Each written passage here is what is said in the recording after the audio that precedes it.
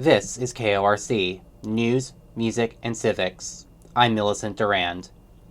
Protests against ICE have sprung up around the country following the killing of Renee Good, a legal observer and mother of three, who was shot and killed by an Immigration and Customs Enforcement officer during a traffic stop in Minneapolis on Wednesday. The following day, two more individuals, a married couple, were shot by ICE agents in the parking lot of a Portland medical clinic.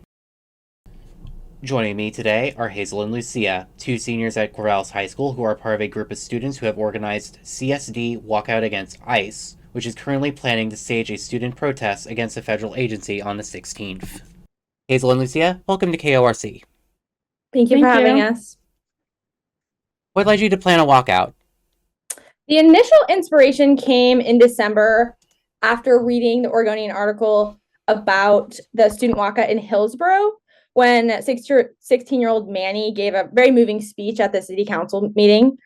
And like you said, unfortunately, it has become increasingly more relevant in the past few days after the incidents in Minnesota and in Portland.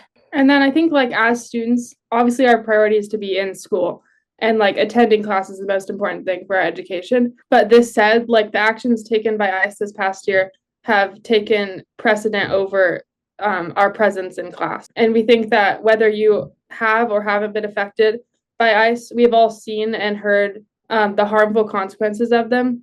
And this has empowered us to speak out for what we believe is right, which is safety, dignity, and due process for our immigrant neighbors, because the actions of ICE have simply been unacceptable and unconstitutional in the past year. Have you faced any challenges in organizing the walkout?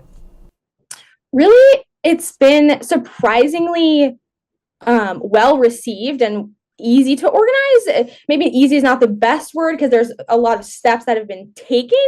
And so it's been a complicated process, but a very smooth and complicated process. And thankfully, we live in this community of Corvallis that is very supportive. I think the only challenge, which is quite minor really, is that we weren't allowed to put up posters in our high school because the school can't authorize students leaving class as a liability issue. But the administration and teachers have been really, really receptive and basically told us if, aside from posters, we can do as much as we can to promote this walkout. How has the response been so far from other students, teachers, and the Corvallis community? Yeah, very well received. Yeah, so far it's been super positive. We first put it out on Instagram about a week ago, and even in the first couple days, there were a bunch of people from our school and beyond sharing the post, and people were already starting to talk about it in school. So the students have definitely received it really well and responded super positively. So we're hoping to have a pretty big group of people involved.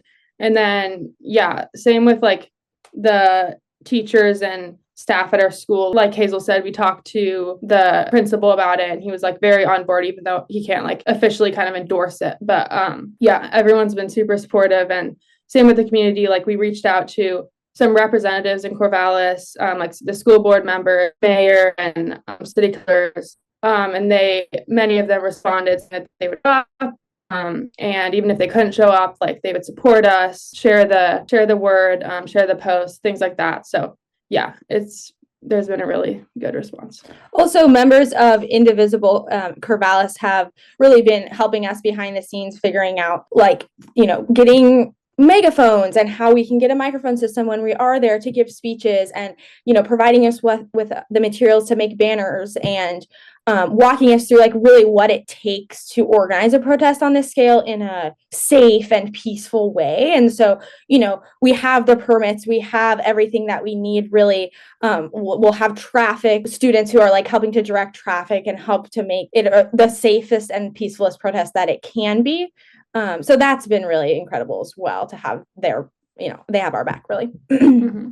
And people have also even reached out wanting to give speeches or perform and things like that, once we're at the courthouse. So even getting involved like that, it's been really good. Where can listeners go to find more information about or get involved with the walkout? Yeah, so if you are a CHS student and you're listening, We will be walking out of class at 9:30 a.m. on January 16th. That's at the end of second period.